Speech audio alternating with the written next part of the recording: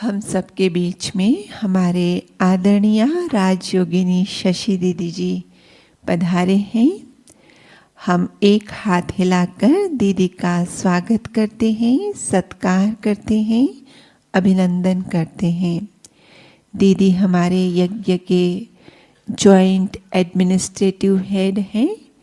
बहुत ही कारोबार में व्यस्त रहते हैं, लेकिन बहुत सुंदर बैलेंस दीदी के जीवन में इजी और बिजी का, और इसलिए हर बार हर ग्रुप में अपना अमूल्य समय निकालकर अवश्य आते हैं और जो पालना दादियों से ली है वो सर्व पर लुटाते हैं। तो आज हम दीदी से भट्ठी के लिए वो शुभकामनाएं, प्रेरणाएं, दादियों वाली पालना अनुभव करेंगे और स्वागत टोली भी प्राप्त करेंगे। और इस स्वागत टोली के बाद आप भोजन पर जाएंगे, समय पर विश्राम, और फिर सुबह 4 बजे यहाँ आएंगे। आपका सम्मान है आज का। मैं तपस्वी मूर्त आत्मा हूँ।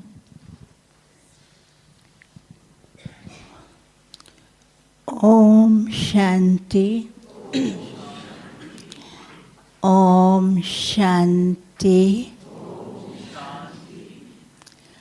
मधुबन तपस्वी भूमि, प्यारे प्यारे बाबा की श्रेष्ठ चरित्र भूमि, दादियों की तपस्या के साथ साथ श्रेष्ठ कर्म भूमि, और आप सबके अपने ही घर में, अपने ही स्थान पर, अपनों के द्वारा अपनों का ही स्वागत है, स्वागत है और स्वागत है।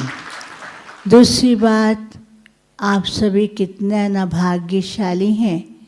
ऐसे समय पर आप सबको भट्ठी करने का मौका मिल रहा है कि शिव जयंती के दिन है, प्यारे बाबा की जयंती। बाबा कहते बाबा की जयंती के साथ साथ हम बच्चों की भी जयंती है, तो इसलिए आपके होते हुए भी यहाँ मधुबन में शिव जयंती का कार्यक्रम रहेगा। तो बाबा के साथ साथ आपके जन्म दिवस की भी आपको बहुत बहुत मुबारक हो। और तीसरी बात, जब कहा कि अमरावती और अमरावती से संबंधित सेवा केंद्र के भाई बहनें भट्ठी के लिए आ रहे हैं, तो मैंने कहा कितना बड़ा सहयोग है कि अमरनाथ बाबा और अमरनाथ बाबा की नगरी में, अमरावती बाबा की नगरी से ही अमर बनने वाले और अमर बाबा के घर में ही पहुँचे हैं। तो बहन तो आपकी सीता हैं, लेकिन हैं सब कौन? पार्वतियाँ हैं। पार्वती है न, सीता कहो या कुछ भी कहो, तो भाई भी कौन है? बोलो कौन है? सीताएं हो या पार्वती? आज बोल लो, बोल दो, बोलो। अभी शर्म कर रहे हैं ना? नहीं ना, पार्वतियाँ हो ना। तो कल भी बाबा ने क्या कहा था? बाबा आत्मा को देखता है, गरीब अमीर, छोटे बड़े, बूढ़े जवान, उसको नहीं देखता है। बाबा ने कहा दुनिया की भेंट में कहते हैं ये बाबा के सामने शिव शक्तियाँ हैं, और दुनिया वाले इनको देख के कहेंगे क्या ये शिव शक्तियाँ?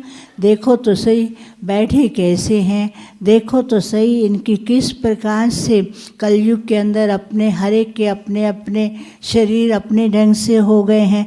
लेकिन बाबा ने कहा जिसने बाप को पहचाना, जिसको बाबा ने चुना, वो शिव शक्तियाँ हैं। तो अमरनाथ बाबा की सब पार्वतियों का पहाड़ी के ऊपर बहुत बहुत स्वागत है, स्वागत है।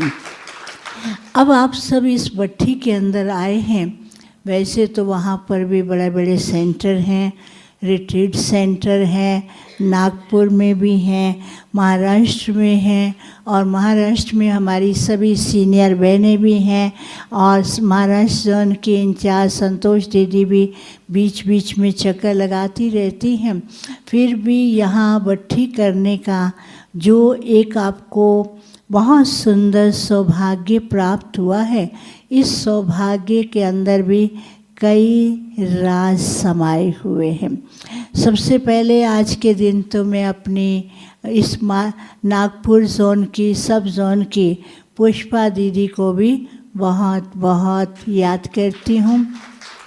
और पुष्पा दीदी तो जब नागपुर गई, छोटा सा पौधा था, और कैसे हमारी इन सब बहनों को इतनी अच्छी ट्रेनिंग दे करके इतना बड़ा जोन हो गया, एक एक जगह इतनी बड़ी विस्तार को पा गई है, क्योंकि बीज भी बहुत पावरफुल था।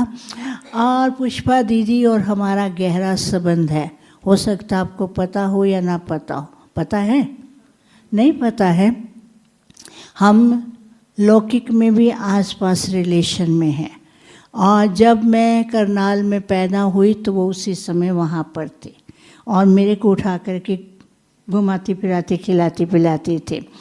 और ज्ञान में भी तो हम उसी समय साथ साथ आए, और वो तो फिर बुद्धि की भी बहुत तेज़, और बुद्धि की तेज़ होने के कारण और बाबा की हर शिक्षा का पूरी तरह से पालन करते थे। धारणा में एक्यूरेट, पुष्पा दीदी के साथ सावित्री बहन, और ये सब धारणा में भी एक्यूरेट, उनकी लौकिक माता जी। तो इस प्रकार से वहीं पर ही थे, हमारे साथ ही, हम आसपास एक दूसरे के घर के आसपास रहते थे। जैसे ये मकान है तो ये सामने दूसरा मकान है, इस प्रकार से हम रहते थे। और ज्ञान में भी हम सब लगभग, थोड़ा सा अंतर है, आसपास ही ज्ञान में आए, लेकिन मैं छोटी वो बड़ी। लेकिन हम सब वहाँ रहते हुए भी, जब मैं वहाँ पर थी तो पुष्पा बहन यहाँ पर आ गई, बाबा के पास रही। वैसे तो हम भी बाबा के पास रहे, लेकिन मैं पढ़ाई करती थी, फिर नौकरी करती थी, और वो तो यहाँ रहे। और उसके बाद फिर बाबा जब अव्यक्त हुए तो हम यहाँ पर आए थे। तो पुष्पा दीदी के साथ मेरे को भी, हम दोनों को दादी ने कलकत्ता, पटना और नेपाल भेजा। तो उस समय बात चल रही थी कि नागपुर में सेवा के लिए किसको भेजा जाए। कई नाम निकाले गए थे, आखिर में लॉटरी मिली, आप सबको पुष्पा दीदी पहुँचे। और पुष्पा दीदी वहाँ पहुँचते ही उन्होंने कितनी प्रकार की सेवाएं की, और वो सेवाओं का फल आज हम देख रहे हैं। इतनी पालना दी है, इतना प्यार दिया है, और वहाँ की धरनी को इतना पावरफुल बनाया है। तो बाबा भी ऐसे भाग्यशाली बच्चों को देख करके उनकी सेवा, उनके कार्य को बढ़ाने के लिए ऐसे निमित्त कहाँ ना कहाँ से चुन करके उनको वहाँ पर भेजते हैं। तो आज बाप दादा, एडवांस पार्टियाँ, दादियाँ, मम्मा, दीदी, दादी, सब मनोहर दादी, एडवांस पार्टी, और ख़ास करके पुष्पा दीदी और सावित्री बहन, और उनकी माता जी का नाम क्या था? हैं? हाँ, किशनी माता जी। तो सब के सब आज वो भी आप सबको देख करके कितना न खुश हो रहे होंगे, क्योंकि उन सब की पालना का ही आज इतनी बड़ी फुलवाड़ी है। तो मैं देख रही थी कि बाबा के घर आते हैं, तो बाबा के घर में आने से किस प्रकार से भट्ठी करते हुए हमारे पुरुषार्थ के अंदर तीव्रता आती है। कल भी बाबा बता रहे थे कि तीव्र पुरुषार्थी तो सब है, लेकिन तीव्र पुरुषार्थी होने के साथ साथ बाबा हर समय बच्चों के रिज़ल्ट भी देखते रहते हैं। उस समय बाबा ने 90 की बात है, तब 3-4 दिन के रिज़ल्ट देखिए, और अभी तो बाबा डेली हर रोज़ बच्चों के रिज़ल्ट देखते हैं। और ब्रह्मा बाबा और शिव बाबा दोनों आपस में बहुत अच्छी अच्छी मीठी मीठी रूह रुहान करते हैं। शिव बाबा ब्रह्मा बाबा को पूछते हैं, आपके बच्चे कब तैयार होंगे? और ब्रह्मा बाबा आपकी फेवर लेते हैं, क्या कहते हैं?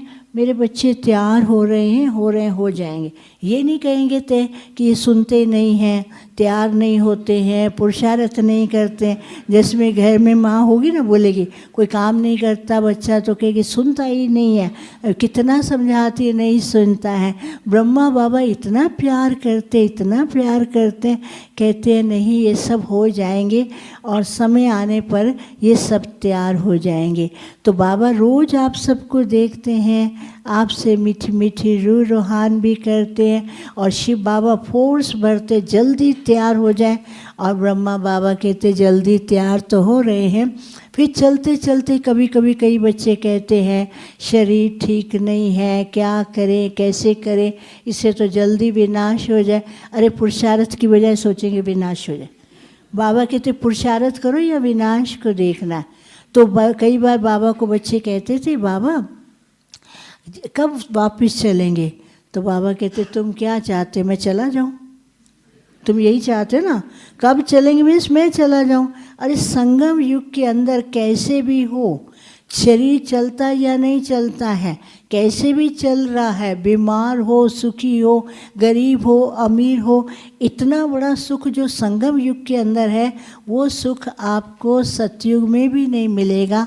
चाहे कितने राजाई में कितने सुख हो, कितनी प्राप्तियां हो, ये अति इंद्रिय सुख जो है वो वहाँ नहीं मिलेगा।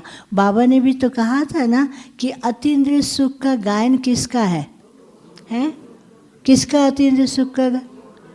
गोप और गोपियाँ जो बाहर से आएंगी ना उनका होगा, आपका नहीं है क्या? अरे बोलो ना, हम गोप और गोपियों का। बाहर वाले तो बहुत ढूंढते रहेंगे कौन होंगी गोप और गोपियाँ। बाबा कहते तुम सब मेरे सामने बैठे हो और मेरे से मिल रहे हो, बाबा आपको देख कर के खुश हो रहे हैं, बाबा को नाज होता है अपने बच्चों के ऊपर। बाबा कहते मेरे लाडले हैं, मेरे सिक्की लदे बच्चे हैं, मेरे नूरे रतन हैं। तो जब बाबा इतना प्यार करता है तो हम क्यों नहीं ऐसा बाबा को प्यार करें। तो बाबा कहते हैं, कभी कभी बाबा पूछते हैं बच्चे ज़्यादा प्यार करते या बाबा ज़्यादा प्यार करता? अब क्या कहेंगे? हैं बाबा ज़्यादा करता है, बच्चे नहीं करते हैं ना। करते तो हैं लेकिन माया आ जाती है ना, माया आकर कैसे ना वो जैसे बच्चों के आगे ना ऐसे करते, वो आँख ऐसे ऐसे करने लगती है, तो माया आकर के थोड़ा सा झपटा मार देती है, माया आकर के पीछे से ठुंगा लगा देती है, माया आकर के छाया डाल देती है। तो जो बच्चे बाबा को प्यार से याद कर रहे हैं तो वो याद में फिर वो भूल जाते हैं। तो इसलिए बाबा ने क्या कहा था कि अपने पुरुषार्थ को तीव्र करने के लिए जो दो बातें हमारे सामने कमज़ोरी के रूप में आती हैं वो है, एक है संकल्प और दूसरा है व्यर्थ बोल।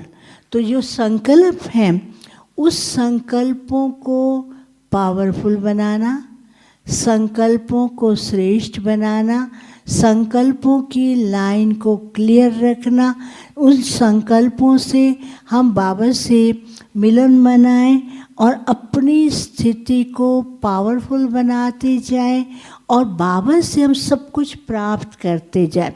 तो संकल्पों को पावरफुल करने के लिए सबसे पहले हमें किन किन बातों का ध्यान रखना?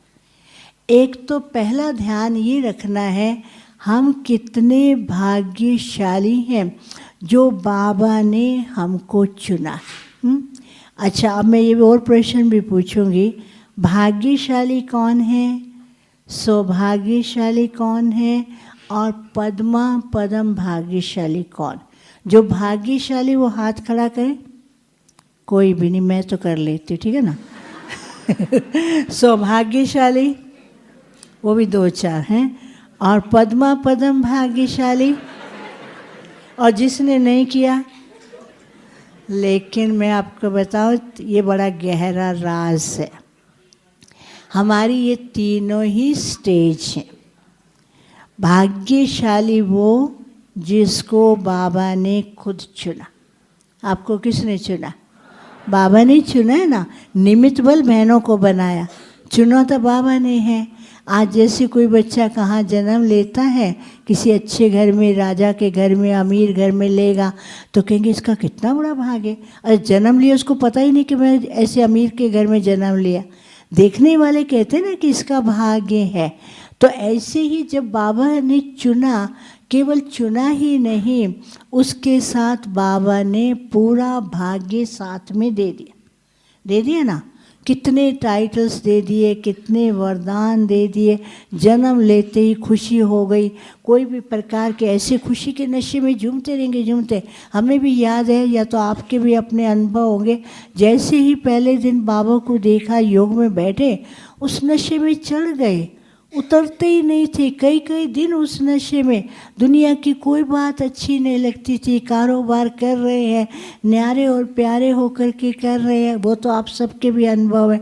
तो बाबा ने वो इतना अच्छा अनुभव कराया, जैसे घर में छोटा बच्चा होता है, सारे उसको प्यार करते। कितना प्यार करते हैं। कोई खिलाएगा, कोई प्यार करेगा, कोई घुमाएगा, कोई उसको टोली खिलाएगा, कितना प्यार करते हैं ना। तो बाबा कहती है भाग्यशाली है, क्योंकि बाबा ने चुना है। सारे विश्व में से कितनों को चुना है? कोटों में से कोई में से भी कोई। हम भी वही है, कोटों में से कोई, ठीक है ना। हमको चुना है बाबा ने, तो भाग्यशाली हो गए। तो सौभाग्यशाली कौन है? जब बच्चा बाप को पहचान लेता है तो उसे याद आता है कि मेरी प्रॉपर्टी भी है, मेरे को बाप के द्वारा ये प्रॉपर्टी मिलनी है। तो बाबा ने हमें सौभाग्य कौन सा दिया? अनेक प्रकार के वरदान दिए। हर रोज़ वरदान मिलता है ना, हर रोज़ वरदान मिलता है। हर रोज़ बाबा क्या कहते हैं? तो हर रोज़ बाबा वरदान देते हैं। फिर बाबा से मिलते थे तो बाबा के पास आते थे, बाबा बहुत वरदान देते थे। जो अव्यक्त बाबा, साकार को तो देखा नहीं होगा, अव्यक्त बाबा से आप मिले हैं तो अव्यक्त बाबा बहुत वरदान देते थे। और अभी भी बाबा के कमरे में जाते हैं, वहाँ बैठते हैं, बाबा को देखते तो बाबा तो वरदानों की वर्षा करने लग जाते हैं, वरदानों से अपनी झोली भरती जाती है। तो हमारा कितना बड़ा सौभाग्य है। और पद्मा पदम भाग्यशाली वही बनते हैं जो बाप की श्रीमत के कदमों पर चलते, ठीक है ना। वो है पद्मा पदम भाग्यशाली। जैसे किसी बच्चे को बाप ने प्रॉपर्टी दे दी, अगर वो उस प्रॉपर्टी को ठीक ढंग से यूज़ नहीं करेगा तो फिर क्या होगा? कंगाल हो जाएगा, इधर उधर वेस्ट कर देगा तो खाली हाथ हो जाएगा। अगर बच्चे के पास थोड़ी प्रॉपर्टी है, उसको अच्छी तरह से यूज़ करेगा तो वो क्या बन जाएगा? मल्टी मिलियनर बन जाएगा। तो हम कौन है? मल्टी मिलियनर, ठीक है ना। पद्मा पदम भाग्यशाली भी हैं। तो सौभाग्यशाली में तो मैं बता रही थी कि अपने पुरुषार्थ को तीव्र करने का जो बाबा ने कहा ना, पहले तो अपने शुभ संकल्प में खुशी के गीत गाओ। बाबा से ये नहीं कहो बाबा क्या करे, ये समस्या है, बाबा क्या करे, घर में पति नहीं चलता है, ज्ञान में बच्चे नहीं चलते। यहाँ माताएं आती ना, कहती बहन जी हमारे लिए योग लगाना, हमारा पति ज्ञान में चले। अरे बताओ तुम, हम क्यों योग लगाएंगे? तुम योग लगाओ ना। कहेंगे मेरे पति के लिए, फिर कहेंगे योग लगाना मेरे बच्चे ज्ञान में चले, हमारा ये कारोबार ठीक हो जाए। तो बाबा कहते ये क्या है? ये बोझ को और बढ़ाते जाते। आप बाबा के सामने रख दो, जो भी बात है, जो भी संकल्प है, वो बाबा के सामने रखो। वो चिंतन, यहाँ भी आएंगे वही चिंतन है। समस्या हमको मालूम है, आपके सामने समस्या है, कई बातें हैं, तो बाबा कहते भट्ठी में आना ही इन सब बातों को बाबा के सामने रख देने का है। और बाबा से रख कर के बाबा से बात करते हुए हल्का होना। और दूसरी बात बाबा कहते दृढ़ संकल्प। संकल्प प्योर भी हो, शुद्ध भी हो, खुशी का भी हो, और साथ साथ दृढ़ संकल्प हो। जब दृढ़ संकल्प है तो दृढ़ संकल्प के आगे माया आ भी नहीं सकती, वो दूर से ही नमस्कार करके चली जाएगी। फिर अपने संकल्पों को पावरफुल बनाने के लिए बाबा ने बहुत अच्छा तरीका बताया है। बाबा कहते हर रोज़ योग में बैठे हुए खुशी के गीत गाते रहो। ब्रह्मा बाबा क्या करते थे, बाबा के पास जाकर के बैठ जाएंगे, कहेंगे बाबा मैं तो कितना सौभाग्यशाली हूँ, शिव बाबा ने चुन लिया, मेरा इतना बड़ा भाग्य बनाया। और ब्रह्मा बाबा बाबा को बहुत प्यार से याद करते थे। ब्रह्मा बाबा ये नहीं कहते थे मेरे इतने सारे बच्चे हैं, कोई कैसा है, कोई पुरुषार्थ करता है, कोई नहीं करता है, कोई कैसे करता है, मैं क्या करूँ। बाबा कहते बहुत अच्छे बच्चे, बहुत अच्छे बच्चे। बाबा के पास कई प्रकार के बच्चे आते थे।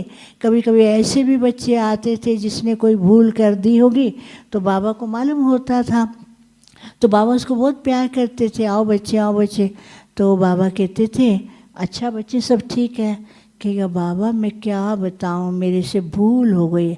बाबा कहते थे कोई बात नहीं, भूल जाओ, तुमको समझ आ गई ना, अभी तुम उस भूल को यहाँ स्वाहा कर दो।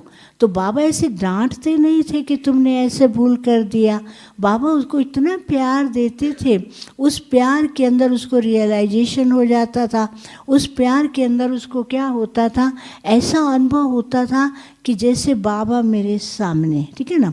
फिर दूसरी बात, फिर जैसे बाबा ने कहा दूसरी हमारी जो कमज़ोरी है वो है व्यर्थ बोल। अब व्यर्थ बोल मैंने देखा ब्राह्मणों के अंदर कई बार काफ़ी कम हो चुके हैं। ज़्यादा व्यर्थ परिवारों में रहते हैं, कई बातें आती है, व्यर्थ बोल बहुत कम होते जा रहे हैं और उस पर ध्यान रखते हैं। लेकिन कौन से व्यर्थ बोल बोलते हैं, हम ज्ञान में देरी से क्यों आए। अरे बाबा ने चुन लिया फिर भी कहेंगे देरी से आए।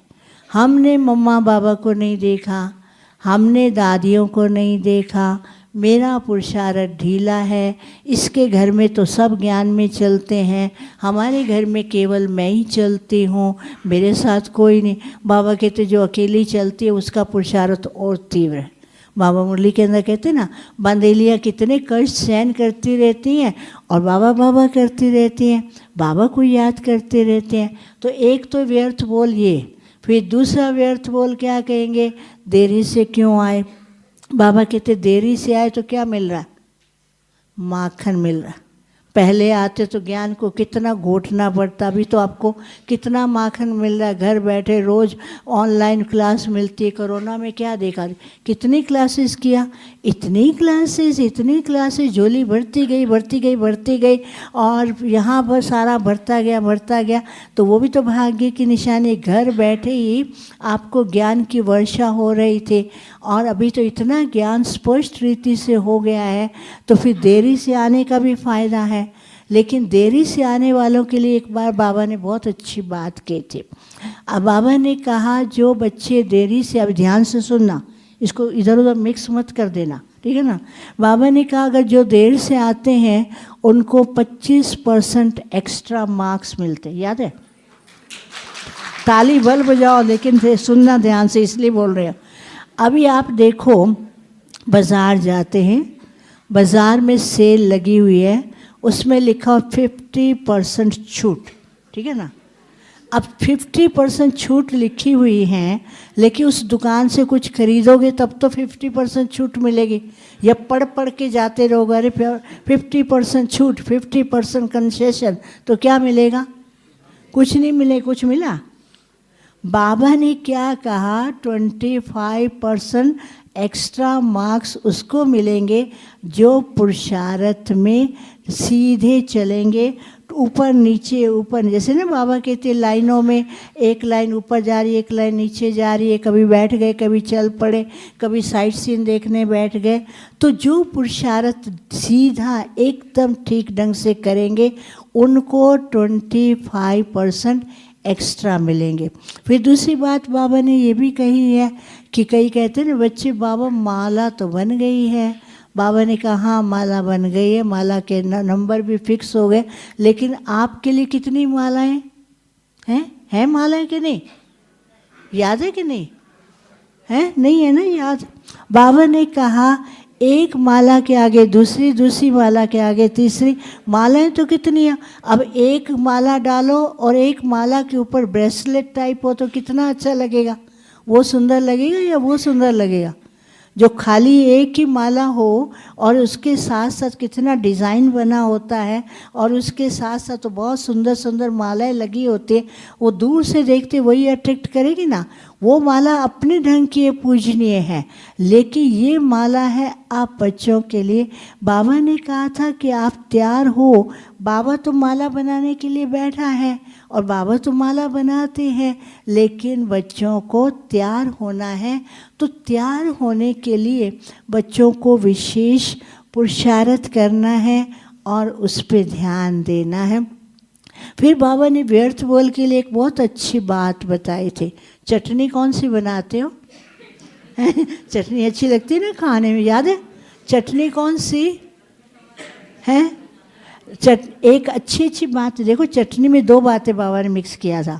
एक तो क्या अच्छी सेवा समाचार, सेवा समाचार के साथ साथ दो चार ऐसा डाल देंगे कि उसने ऐसा भी बहुत अच्छा प्रोग्राम था लेकिन वो एक ने तंग किया था, वो चटनी मिक्स हो गई है। फिर दूसरा एक मसाला डाल देंगे, लाल मिर्ची डाल देंगे, वो व्यक्ति ने बहुत तंग किया था हमको, हमारी सेवा में बड़े परेशान हुए, लाल मिर्ची डाल दी और वो लाल मिर्ची पेट में क्या किया, जलन डाल दी, है ना, जलन हो गई ना। ये है चटनी, है ना, इसकी परचिंतन उसका परचिंतन। तो बाबा कहते ये सब परचिंतन जो है ये आपको चटनी जैसा कुछ तो अच्छी चटनी डालेंगे तब तो नुकसान नहीं होगा, लाल मिर्ची वाली खतरनाक डाल देंगे तो वो नुकसान भी पहुंचाएगी। होता है ना, कभी कभी ज़्यादा खा लेते हैं, डॉक्टर कहते हैं नहीं ये चीज़ नहीं खानी है, तो वो चीज़ खा लेते हैं तो नुकसान कर जाती है। लेकिन इसके लिए बाबा ने ध्यान खिंचवाया कि सबके गुणों को देखो। बाबा हमेशा कहते थे बाप का बना है, बाबा कभी अवगुण नहीं देखता है।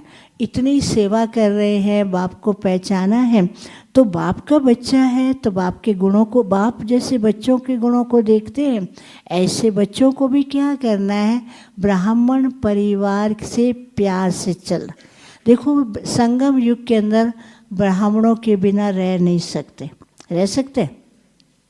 ब्राह्मणों के जहाँ कहीं जाएंगे ना, कोई एक ब्राह्मण बैज वाला दिखाए, अरे ये तो अपना भाई जा रहा है, आओ आओ इधर बुलाते रहेंगे, तुम कौन हो, कहाँ से आए हो। ब्राह्मणों के बिना रह नहीं सकते, ब्राह्मणों को बिना चल नहीं सकते। अभी ब्राह्मणों में प्यार भी बहुत है, थोड़ा थोड़ा कभी किसी ब्राह्मण से कुछ ऊपर नीचे हो जाएगी ना, क्लास में बैठे होंगे आगे तो या बाबा की मुरली चल रही होगी, पीछे मुड़ मुड़ के देखे, अरे किसको देख रहा, वो क्लास में नहीं आया ना, आज नहीं आया, क्यों नहीं, अरे क्योंकि दूसरा प्यार है ना उसके साथ उसके साथ वो प्यार है कि उसके साथ इतना प्यार नहीं है। बैठेंगे बाबा की मुरली सुन रहे हैं, देख रहे हैं बाबा को, बाबा आपको देख रहे हैं, लेकिन याद करें उसको पीछे मुड़ के देख, अच्छा आज वो क्लास में आया या नहीं आया, तो उसके बिना रह भी तो नहीं सकते। देखा ना कितना बड़ा प्यार है सूक्ष्म में ब्राह्मणों का प्यार, लेकिन उस प्यार के अंदर इतना राज है कि वो प्यार को हम उसके बिना रह भी नहीं सकते। जैसे दो बच्चे होते हैं ना, वो एक दो के बिना नहीं रह सकते, एक ही थाली में खाएंगे, एक ही थाली में खाएंगे, लड़ेंगे भी जोर से, फिर दोनों को अलग कर दो, एक को दूर बिठा के आओ तो हालत देखनी हो क्या होती है, क्या हालत होती है, ऐसे मायूस होके बैठता है जैसे उसको कुछ चला गया। फिर जैसे उसको नज़दीक करो पट पट पट शुरू कर देंगे, है ना, बच्चों की तरह करते हैं ना। तो बाबा कहते हैं ब्राह्मण बच्चे एक दूसरे से जुदा नहीं हो सकते, चाहे वो किसी भी रूप में चले जाएं, लेकिन ब्राह्मण ब्राह्मण है। क्योंकि सतयुग से लेकर के कलयुग अंत तक ब्राह्मणों का जो आपसी कनेक्शन रहा है, वो कनेक्शन ऐसा है वो कभी भी टूट नहीं सकता है। ना तो हम बाबा से जुदा हो सकते हैं, ना बाबा हमसे दूर हो सकते हैं। तो इसलिए इस बात का ध्यान रखना है। बाबा कहते संगम युग के अंदर सारे वर्ल्ड से हमारा परिवार मिला है, तो इस परिवार के गुण गाते रहो, खुशियों में रहो, उनको खुशियों में लाओ और उनको भी उमंगों में लाओ। फिर सबसे बड़ी प्रॉब्लम जो है आजकल जब भट्टी में आते या कई भी भाई बहने सेंटर पर आते, एक समस्या सारा दिन बोलते, बाबा को कहते बाबा मेरा योग नहीं लगता है, कहते ना। फिर जाएंगे जो भट्टी कराने आएगा भाई या बहन, कहेंगे योग कैसे लगाना चार्ट बता दो। एक कहेगा आपको योग कितने करना है, सुबह करना है और इतना घंटा इस समय करना है, इतना घंटा इस समय करना है। अरे बाप रे, तो गिनती का योग करते हो। जैसे कोई मकान के लिए पैसा लिया ना गवर्नमेंट से, लोन लिया, तो गिरवी वो क्या करते, इंस्टॉलमेंट में देते। क्या कहेंगे, इतना इस महीने देना, इतना इस महीने देना, इतना। तो गिनती का योग करते हैं, बाबा को याद करते हो, सुबह से गिनती करना शुरू करते हैं। अमृत वेले योग किया, फिर 15 मिनट मैंने और किया था, फिर क्लास के बाद 15 मिनट और किया था, फिर दिन को 15 मिनट और किया। अरे सारा दिन योग थोड़ी करते हैं, गिनती ही करते रहते हैं। बाबा कहते हैं ये योग नहीं है। योग का अर्थ है बाप से प्यार। जैसे दादियों को हमने देखा, दादियाँ सारा दिन काम करते, लेकिन बाबा के साथ जो प्यार था वो प्यार ऐसा था, दादियाँ बाबा के प्यार में ही समाई रहती थी। तो इसके लिए कभी भी गिनती का योग नहीं करो। चार्ट जरूर लिखो, लेकिन गिनती नहीं। मैं देखती हूँ कई बार 8-10 चार्ट इकट्ठे कर लेते, गिनती करते रहते, गिनती करने में ही टाइम गया। बाबा भूला, गिनती करते करते बाबा को बाबा तो नहीं भूलेगा, क्योंकि बाबा के लिए याद का चार्ट लिख रहे हैं। तो गिनती का योग नहीं करना, ठीक है ना। इसके लिए अब आपको हर बट्टी में मैं ये कहानी सबको सुनाती हूँ, आपको भी सुना रही। मैंने कहेंगे सभी को ये कहानी सुनाती, लेकिन बच्चों के लिए। जैसे बाबा से अव्यक्त हुए ना, तो पहले बाबा मिलते थे हिस्ट्री हॉल में, बाबा के कमरे में, फिर हिस्ट्री हॉल में मिलते थे। फिर बाबा के बच्चे बड़े हो गए, बढ़ने लगे संख्या, तो फिर क्या किया जाए। अभी आप जिस हॉल में बैठे, इस हॉल के महत्व को जानते हैं। बाबा की टाइम पर ये स्थान पहाड़ी था। बाबा खुद भी इस पहाड़ी पर बैठ करके योग करते थे। बाबा का चित्र देखा होगा ना, ऐसे मोलाई मस्ती में, वो इसी पहाड़ी का है। और बाबा यहाँ बैठ कर के योग करते थे, सब दादियों को सबको बुलाते थे। बाबा बहुत रमणीक ढंग से बच्चों को हंसाते भी थे। गीत बजता था, धरती को आकाश पुकारे, सब दौड़ दौड़ के आ जाते थे। फिर वह तो फिर और गीत बजता था, बाबा आप आ जाओ, ऐसे करके चलता था। बच्चे और बाप के मिलन की रूहान चलती थी। तो बाबा यहाँ पर तपस्या भी करते थे। और बाबा के होते हुए इस पहाड़ी पर अंगूर की बेल थी, और जो 24 जून को वो बड़ा बड़ा अंगूर जिसके अंदर बीज भी होता था, 24 जून को बाबा ये अंगूर सभी सेंटर्स पर भेजते थे।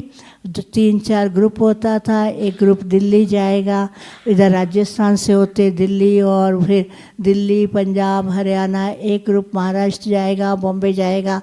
एक ग्रुप बेंगलोर जाएगा, ऐसे एक ग्रुप मध्य प्रदेश, ऐसे ऐसे ग्रुप भेजते थे। फिर एक बार बहुत बड़ा ग्रुप आ गया, तो सब बच्चे कहाँ बैठे, तो बाबा के लिए स्टेज बनाई थी पांडव भवन के आंगन में, और चारों ही तरफ बाबा के बच्चे। शाम को अव्यक्त बाप दादा की मुरली सुना, तो ऐसा लगता था फरिश्तों की सभा लगी हुई है। तो फिर प्लान किया गया तो कहाँ पर नया स्थान बनाया जाए जहाँ ज़्यादा बच्चे बैठ सके। तो ये हॉल 1975 में बन के तैयार हुआ है। अब इस हॉल में डबल फ़ायदा है। एक तो साकार बाबा और दादियों की तपस्वी पहाड़ी है, दूसरा अव्यक्त बाप दादा की वरदानी भूमि है। अव्यक्त बाप दादा यहाँ बैठते थे। उस समय हॉल में कोई भी प्रकार का सोफ़ा या कुर्सी नहीं होती थी। सब के सब हम सब इधर ही बैठते थे, यहाँ ही बैठते थे। बाबा ये हम सब इधर बैठते थे, यहाँ रहते थे तो यहीं बैठते थे, और फिर सब नीचे ही बैठते थे। तो बाबा के टाइम पर क्या था, जब बच्चे आते थे, खटिया आदि तो होती नहीं थी, सब पट में सोते थे। बाबा कहते थे मेरे सब कौन है, पट राजा और पट रानियाँ हैं। अब कौन हो आप?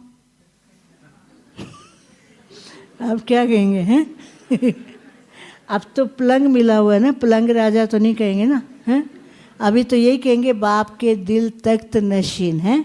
पलंग मीन्स बाप का दिल तख्त ही है ना, जो बाबा के टाइम पर बाबा हमेशा कहते थे आओ मेरे पट राजा बच्चे, पट रानियाँ बच्चे, तो ऐसे बाबा कहते थे। उस समय तो सब नीचे ही रहते थे, क्लास में भी कोई नहीं। दीदी के लिए एक कुर्सी यहाँ पर रखी हुई थी, दादी भी नीचे बैठती, सब वरिष्ठ यहाँ नहीं, क्योंकि वो तो एज का फ़र्क था। अभी तो बैठ नहीं सकते, अभी ऐसा मत सोचो कि हमको वैसा करना है। बाबा कहते हैं बच्चों की अपने शरीर की भी पूरी संभाल रखनी है, मन का भी संभाल करना है तो तन का भी संभाल करना है। फिर बच्चे बढ़ते गए, अब क्या किया जाए। फिर ओम शांति भवन बना 1983 में, वहाँ से अव्यक्त बाबा आने लगे। फिर बाबा ने ये भी कहा था ना कि बाप के मिलने की विधि में परिवर्तन होगा। यहाँ तो हम एक एक बाबा से मिलते थे, ओम शांति भवन में कुछ एक एक मिलते थे, बाकी ग्रुप मिलते थे। तो एक बार एक विदेश का ग्रुप आया था, तो ये मैंने कहानी कई बार सुनाई, आपको भी सुना देती हूँ, सुनी भी हो या आपने। तो विदेश का ग्रुप आया था, तो उसमें एक भाई था, कहता था आज तो मैं बाबा से ज़रूर प्रश्न पूछूंगा, मेरा तो योग ही नहीं लगता है। तो जब बाबा के पास गए तो बाबा ने उसको वरदान दिया, सहज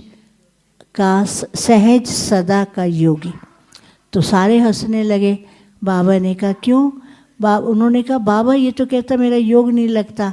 तो बाबा ने कहा ये क्या कह रहा है? यही तो कह रहा है, बाबा मेरा योग नहीं लगता, बाबा मैं आपको भूल जाता हूँ, बाबा मैं क्या करूँ, मैं कैसे आपको याद। सबसे ज़्यादा याद तो यही कर रहा है, बाबा ही तो बोल रहा, और क्या बोल रहा है, किसी और को थोड़ी याद कर रहा है। बाबा के घर जाऊंगा, बाबा के कमरे में बैठूंगा, बाबा से बात करूंगा। तो सबसे ज़्यादा योग कौन लग रहा है? कौन कर रहा है? लेकिन उल्टे ढंग से याद कर रहा है ना। अब चलते चलते गाड़ी चलाते आप उल्टी गाड़ी चलाएंगे तो क्या होगा, थक जाएंगे ना। तो इसमें क्या, प्राप्ति कम, काम ठीक कर रहा है, बुद्धि कहीं नहीं है, कहीं दुनिया में बुद्धि नहीं है, किसी चीज़ में नहीं है, सिवाय बाबा के और कुछ नहीं है, लेकिन उसमें थकावट है। तो बाबा भी ये कहते ये मत कहो बाबा हम क्या करें, मेरा योग नहीं लगता, बाबा मेरी बुद्धि घूम जाती है, मैं बैठती हूँ नींद आती है। अरे नींद करोगे तो माया ले जाएगी, हमको क्या, माया ही पकड़ेगी ना। तो इसलिए बाबा कहते ऐसा काम मत करने का, ठीक है ना। तो बाबा कहते हैं बाबा को बहुत प्यार से याद करो, और बाबा को बहुत अच्छी तरह से याद करेंगे तो बाबा कहते बच्चे बाबा के बिना रह नहीं सकते। मिल भी सब कुछ रहा है, बाबा ने कहा था ना मुरली के अंदर कि सबको एक जैसा मिलता है, फिर अंतर क्यों हो जाता है, याद है अंतर क्यों होता है? उसको प्रॉपर यूज़ करने की बजाय लूज़ करते, नहीं लूज़ हो जाता है। जैसे लॉक जो है लूज़ होता है, कितना भी इसको लॉक करते रहेंगे वो लूज़ हो गया तो क्या होगा। तो इसलिए अपनी बुद्धि को लूज़ नहीं करना, कोई भी प्रकार के कंपैरिजन में नहीं जाना है, कोई भी प्रकार के कंपटीशन में नहीं जाना है, बाबा के साथ कंबाइंड होकर के रहना है, ठीक है ना। तो आज आप सबका बहुत बहुत स्वागत है भट्ठी के अंदर, और फिर आप सबको बाबा के घर से मुख मीठा कराया जाएगा। क्योंकि आपको पता है बाबा के टाइम पर जब बच्चे आते थे ना, बाबा मिलते थे, बाबा बच्चों को टोली खिलाते थे। और कभी कभी दादी के टाइम पर पार्टी आती थी, दादी आंगन में खड़ी होती थी तो दादी सबको स्वागत भी करती थी। फिर तैयार होकर के कहते थे दादी से मिलने जा रहे, तो उनको पूछते थे अभी तो मिले, कहते टोली क्या खाइए, टोली खाना मीन्स मिलना है, पहला दिन यही होता है ना। तो इसलिए फिर बाबा क्या कहते थे, मेरे कौन से बच्चे हैं, पता है कौन से बच्चे बोलते थे, याद है क्या बोलते थे बाबा? बाबा कहते मेरे सिक्की लदे बच्चे हैं, मेरे लाडले बच्चे हैं। फिर बाबा कहते मेरे टोल पुट हैं। टोल पुट समझते हैं? टोल है स्वीट, सिंधी में स्वीट को टोली कहते हैं। जैसे घर में हम लोग स्वीट को कुछ ना अपने भाषा में अलग अलग कहते हैं, तो बाबा कहते थे कलब पहले वाले, कलब के बाद वाले, ये बच्चे मिले हैं, बहुत लाडले हैं, बहुत मीठे हैं। तो बाबा कहते आओ टोल पुट, आओ टोल पुट। बाबा उन सबको टोली भी खिलाते थे। तो आज आप सबको प्यारे बाबा की तरफ से मुख मीठा कराया जाएगा। टोली लेने के बाद आप सब भोजन के लिए जाएंगे, फिर विश्राम करेंगे, क्योंकि वैसे तो कल से आए हैं लेकिन फिर भी आज सारा दिन बैठे हैं तो थोड़े थक भी जाएंगे। इसलिए अभी हम सभी 2 मिनट बाबा की याद में बैठेंगे,